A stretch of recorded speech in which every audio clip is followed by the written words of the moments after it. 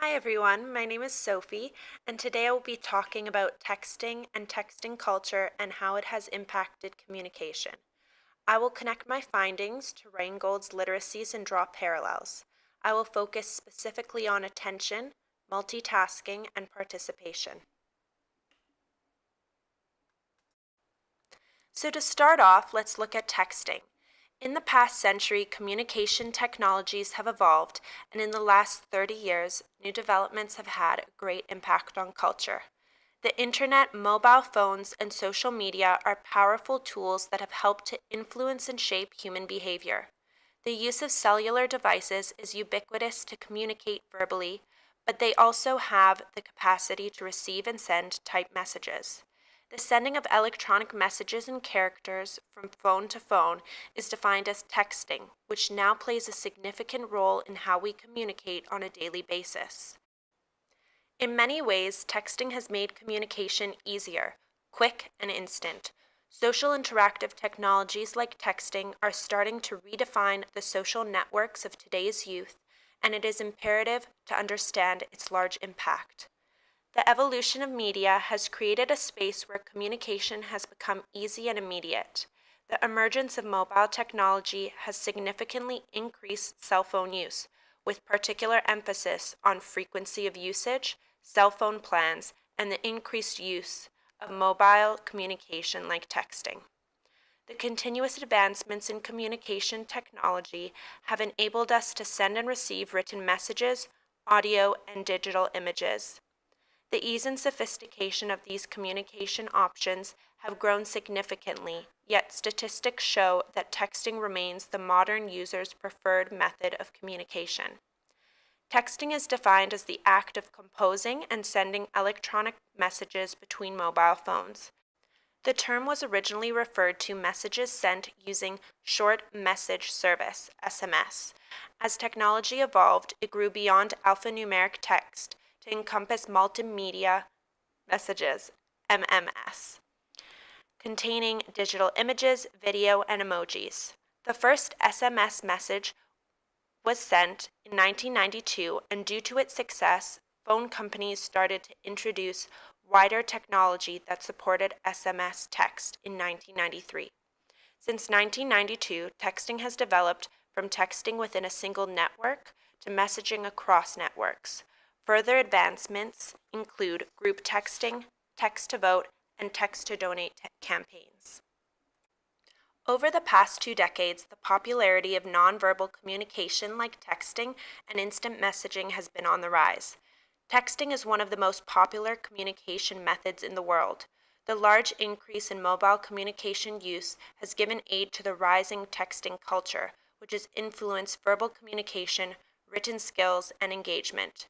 We currently live in the age of information. We are surrounded by new technologies and an oversaturation of data, materials, and information. Mobile phones and other wireless technologies have had a social and cultural impact on society. The popularity of nonverbal communication is growing along with the technology that enables reliance, impatience, antisocial trends, the spread of communication, and the hindering of social and communicative skills. This rise in texting culture has had a large impact in our communication, education, and culture. Texting has had a large impact in the way we communicate and has developed its own kind of grammar and conventions. The diction and grammar associated with modern texting has developed its own short form, acronyms, and abbreviations. With the popularity and rise of mobile forms of communication, there has been an emergence of a new texting language that is tailored towards the immediacy, easiness, and compactness of these new communication forms. Texting and the texting culture have had both positive and negative impacts on communication and specifically on education and how educators communicate with their students. The innovation of smartphone devices, texting applications, and multimedia mobile communicative applications such as Skype have influenced educators how they teach and interact with their students. These new mobile technologies are increasingly popular and useful as educational tools to engage and retain students. The norms of texting vary across different cultures. The newly phrased term textiquette describes the largely unstudied area of texting etiquette and culture. In Canada, we are used to texting in public, when on the bus, at school, a restaurant, or even crossing the street. In contrast, Indian culture, men and women are more likely to send and receive messages in semi-private settings like their own home.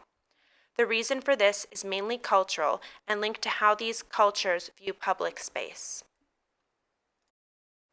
Reingold's 5 literacies include attention, participation, collaboration, network awareness, and critical consumption.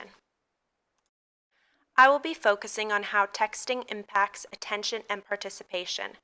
Attention is the fundamental building block for how individuals think, how humans create tools and teach others to use them, how groups socialize, and how people transform civilization.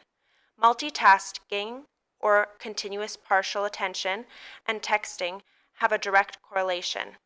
How often do you find yourself texting while watching a TV show, or constantly getting disrupted during a study session by an inflow of texts?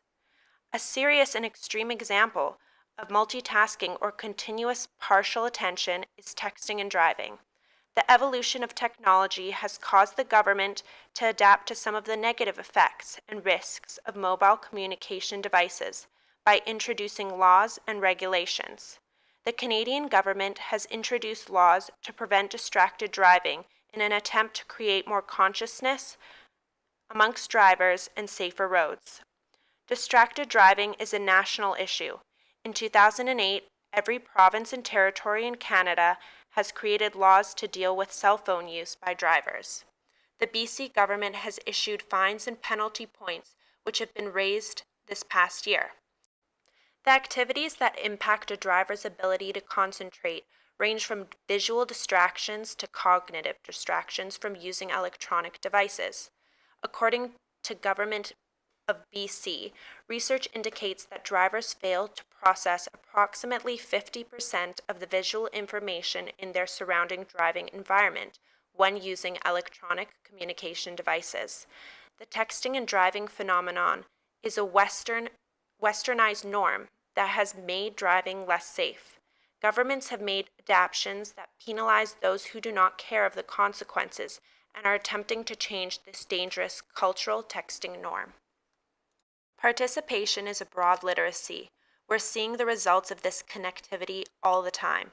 When you participate, you become an active citizen rather than simply a passive consumer of what is sold to you, what is taught to you, and what your government wants you to believe. The technologies that we have in our pockets today are powerful engines for participation. We are seeing a massive adoption of an attitude of active participation simply through the use of these technologies. According to a 2005 report from the Pew Internet and American Life Project, 87% of U.S. teenagers across all class and ethnic boundaries are online in some way. Today's new media enables people to inform, persuade, and influence the belief of others, and most importantly, help them to organize action on all scales. In doing so, people move from the literacy of participation to the literacy of collaboration. Using the technologies and techniques of attention and participation allows people to work together collaboratively in ways that were too difficult or expensive to attempt before the advent of social media. Though collaboration has a slightly different definition from cooperation and collective action, in general, doing things together gives us more power than doing things alone. To summarize, the use of texting is becoming more prevalent in all age groups that have mobile devices. Texting allows instant communication and response, plays a role in education, and provides worldwide connection at a relatively low cost. Although texting has made communication easier, quick, and instant, it has had a negative effect on social interaction and the development of skills necessary to work and live with others. Social interactive technologies like texting are here to stay and are redefining the social networks of today's youth. It is important that we use these new media forms to engage, socialize, create, and communicate effectively. Thank you for listening, and I hope you learned a bit about texting culture in relation to attention and participation.